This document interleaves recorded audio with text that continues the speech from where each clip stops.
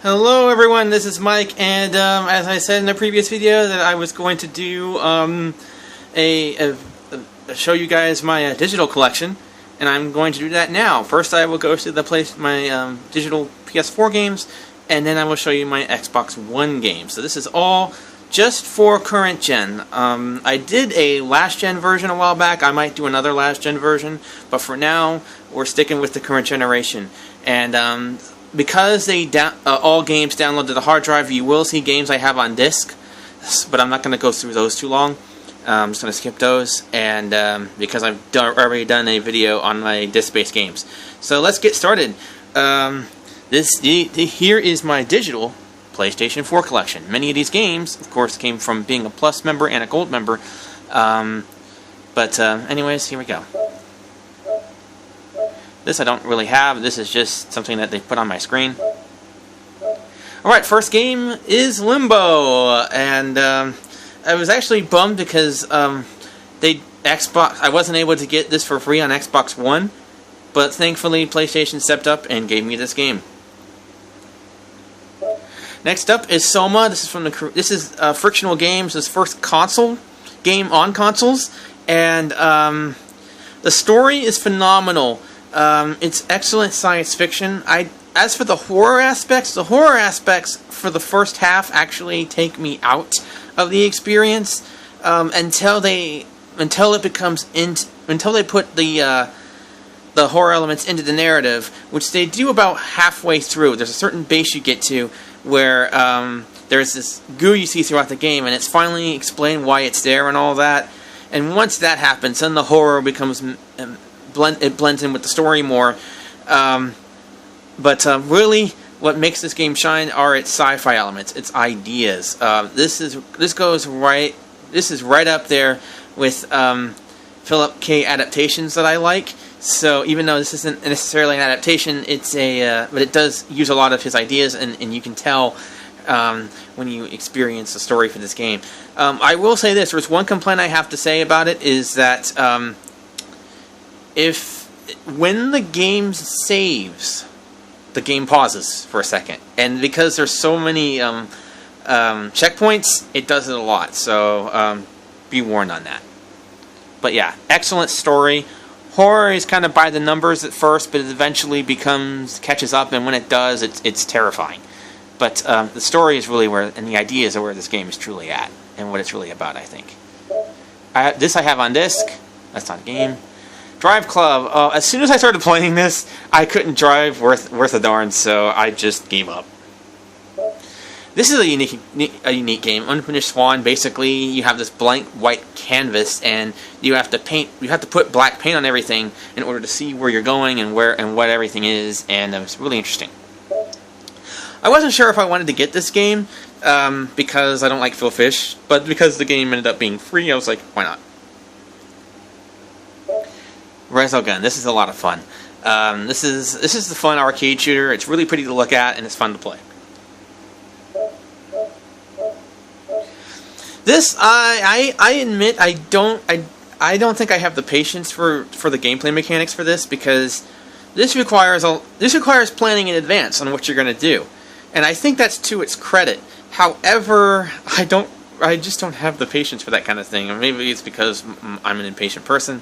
But if you have the patience to plan out things and before you do them, you might enjoy this. This I have on disc. This isn't really a game; it's a tech demo, but it's so much fun I figured I'd mention it here. This is the Playroom, and it's basically augmented reality. It puts robots in the room with you. It's pretty fun, especially with a group of people.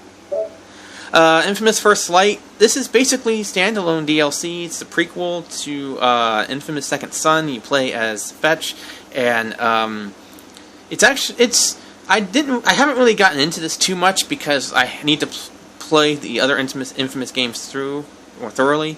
But my fiance's child played this, and he loves open world games, but he can't play a lot of them because most of them are rated M. So I figured I'd give him a chance and play this one because it's only teen. And he had fun going around causing mayhem, so yeah. This game has a really interesting premise. Unfortunately, I gave up too soon because I died. Now, Transistor didn't really interest me very much when I saw it, but I figured once they gave it away for free, I figured I'd give it a shot, and this game is actually more fun than I thought it would be. Resident Evil, no, I have to say something. If I had played this when it came out, I don't think I would have been able to handle it, because it is so foreboding. There's so much atmosphere here. Looking at gameplay footage, you're not really going to get the experience. You have to play it for yourself to really feel it. But man, do you feel it? I'll definitely recommend this for horror fans. Of course, everybody who's a horror fan already knows about it and has played it. So, yeah. This I have on disc. This I have on disc. I hope none of you deleted this, because this sadly is no longer available. This is one of the scariest experiences in horror I have had in a long time. It is atmospheric surrealism at its finest, and it's a shame that the full game will not come out, and it's a shame that this small demo is no longer available. I did have some issues with the puzzles initially, but I have grown to appreciate them, even as I finally felt like I understood what this was about. And believe me, this is a must-play. I hope you guys have played it, and I hope you still have it. It's worth holding on to. Zin Pinball 2, I got this because it's free. Well, it's not really free. You get one game for free, but you have to pay for the other games. So, and the game you get for free is Sorcerer's Lair. But I got it because I didn't have any games for this console at the time. It's pretty fun, though. I enjoyed pinball. This I have on disc. I'm about halfway through with this game.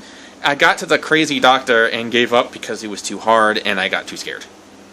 But yeah, if you're a horror fan, definitely pick this one up. And this I have on disc as well. So that is it for my PlayStation 4.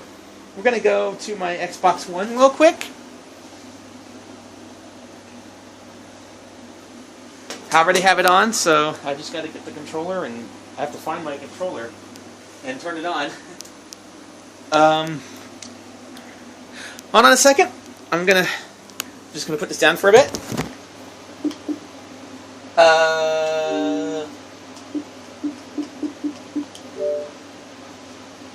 Hold on a second, guys. I want to do this all in one video because I don't want to make two videos. Anyways, let me quickly move my PlayStation controller. Alright, really sorry about this, but okay, anyways, we are back. And here are my Xbox One digital games. Again, I do have these games installed to the hard drive automatically, so you'll see my disc-based games here too, but I'm not going to talk about those. Assassin's Creed 4 Black Flag. I got it because it was free. I'm not an Assassin's Creed fan, but everybody keeps raving about this one, so I figured I'd download it. But I screwed up really bad at the beginning, so I'm like, yeah, whatever. So I gave up. Child of Light I played for a little bit. I honestly don't remember what I thought of it, to be honest. D4, I actually did complete this one, and I absolutely enjoyed it. This is very, very Lynchonian, and the weirdness of it. You know, you have this one weird character who wears a doctor's suit, and he has a surgeon's mask, and he holds silverware. That's very in line with what you'd see out of a David Lynch movie, and for that reason alone, it's worth checking out. There's only 2 episodes and a prologue, but hopefully they'll make more, because this one is fantastic. I'm skipping a couple ahead because there was scenes like Evolve and Grand Theft Auto 5 I have on disc. Guacamelee, if you're into this sort of thing, I guess you might like it, but it's a little too difficult for me. iDarb, I wish I could find someone to play this with, because I hear it's really fun to play it with somebody. Killer Instinct, this isn't 3D like the original game. This is more of a 2D fighter, and it's all about the combos. So the combos are really where it's at here. Minecraft I got because so that my fiance's child can play this game, because he really likes it. He plays it all the time. He's done an amazing job with building statues.